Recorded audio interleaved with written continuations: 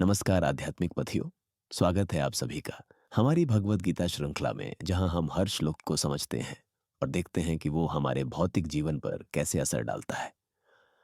आज हम बात करेंगे अध्याय 1 श्लोक 4 की, जो इस प्रकार है। अत्र शूरा महेश्वासा भीमार्जुन समायुधि युयुद्धानु विराट्श्च द्रुपदश्च महारथा।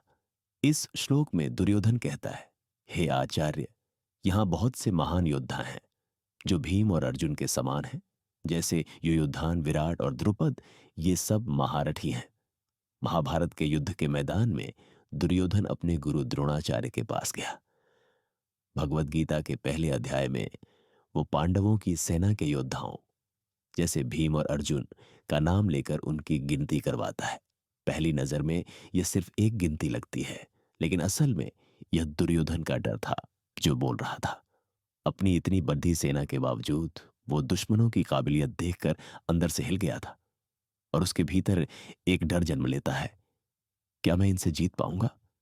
क्या कभी किसी बद्धी चुनौती के सामने आपका दिल घबराया है, जैसे कोई मुश्किल इंटरव्यू या कोई बड़ा फैसला? ऐसी ही घबराहट कुरुक्षेत्र की रणभूमि में दुर्योधन ने महसूस की थी। बाहर से वो आत्मविश्वास से भरा लग रहा था, लेकिन अंदर से पांडवों की सेना देखकर उसका दिल बैठ गया था। गीता हमें सिखाती है कि हम अपनी जिंदगी की लड़ाइयां घबराहट से नहीं, बल्कि ठंडे दिमाग से कैसे जीत सकते हैं।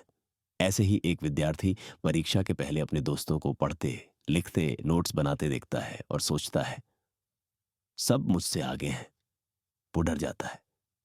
पर जैसे ही वो सोचता है, मेरे पास भी अपनी समझ, अपनी मेहनत, अपनी दिशा है, तो उसका भय ऊर्जा में बदल जाता है। यही है इस श्लोक का रहस्य। डर बाहर से नहीं आता, वो हमारे भीतर की तुलना से जन्म लेता है। यही गीता हमें जिंदगी का एक बहुत जरूरी सबक सिखाती है। दुर्योधन ने जब चुनौती देखी तो उसका डर उस पर हावी हो गया। उसका ध्यान सिर्फ सामने वाले की ताकत पर था, अपनी नहीं।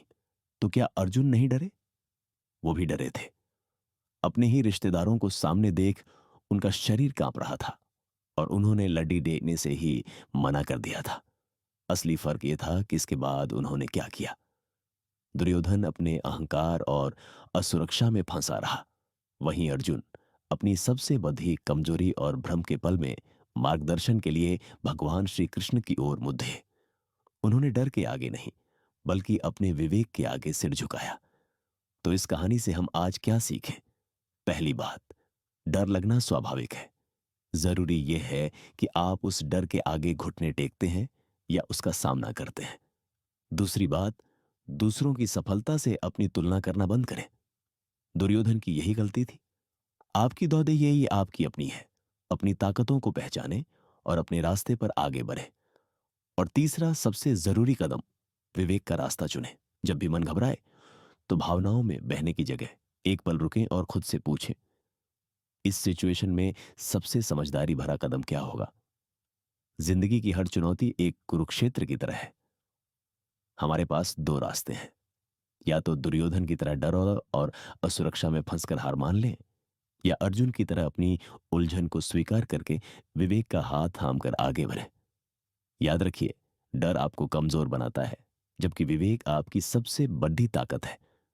अगर इस पॉडकास्ट ने आपकी जिंदगी में कोई वैल्यू जोड़ दी हो तो इसे लाइक करें और अपनों के साथ शेयर करें। और हमारी भगवत गीता श्रृंखला से जुड़े रहने के लिए चैनल को सब्सक्राइब करना ना भूलें।